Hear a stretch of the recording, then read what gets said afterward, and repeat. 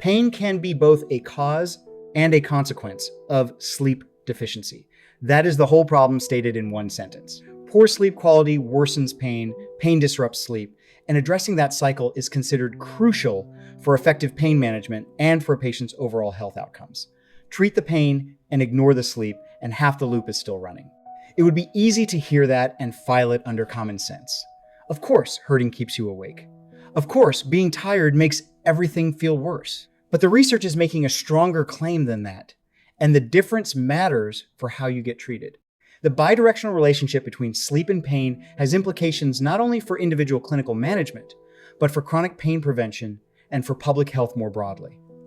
That is a statement about physiology, not about attitude. Here is where it gets specific.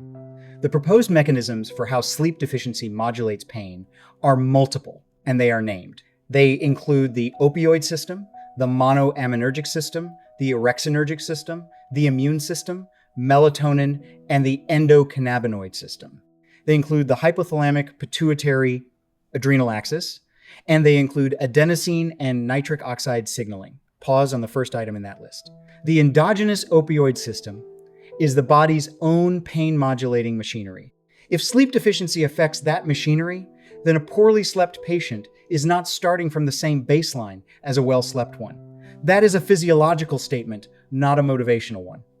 Nobody is telling you to try harder. The question is whether one of the systems that dampens your pain is being handicapped every night. Now the uncomfortable part. The same review also covers the effects of sleep-disturbing medications on pain amplification. Read that slowly. A drug taken to reduce pain, which also degrades sleep architecture, may over time be working against itself.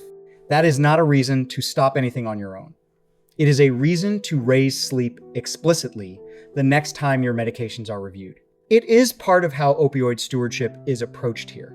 Sleep also shows up upstream of pain that has not happened yet. A systematic review and meta-analysis of adults looked at sleep disturbances and sleep disorders assessed before surgery and found they were significantly related to chronic post-surgical pain. The effect size was small. It was reported as an R of 0.13. And the authors rated the certainty of the evidence as low because of risk of bias and heterogeneity. I want to be careful here because this is exactly the kind of finding that gets oversold.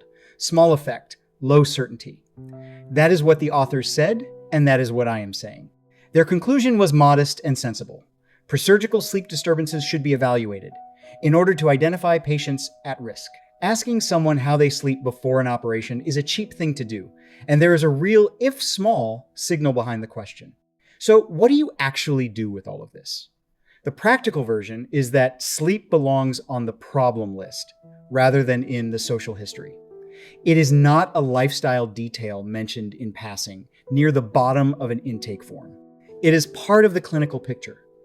If you are being evaluated for chronic pain and nobody has asked how you sleep, that is worth raising yourself.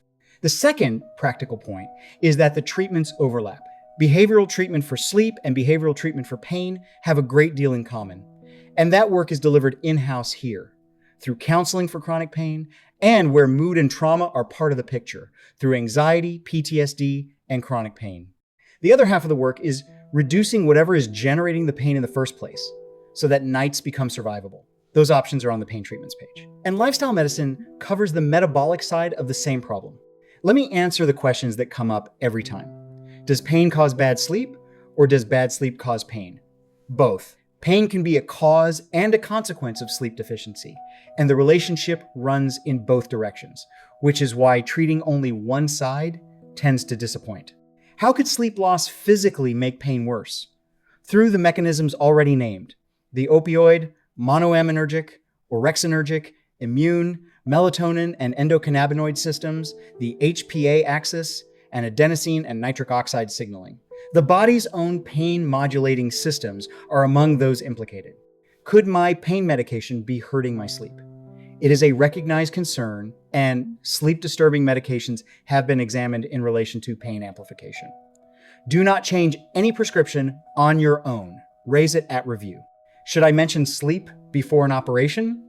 Yes. Presurgical sleep disturbance has been significantly associated with chronic post-surgical pain, and the authors recommend evaluating it to identify patients at risk while being clear that the effect is small and the evidence certainty low. And the last one, is treating sleep going to fix my pain? Not on its own, and nobody should promise you that. What it does is remove one factor that is amplifying the problem alongside treating whatever is generating the pain. That is worth doing. It is not the whole answer. To discuss pain and sleep together, request an appointment at painmd.tv/appointment. Call 314-481-5000 or text 314-886-5902.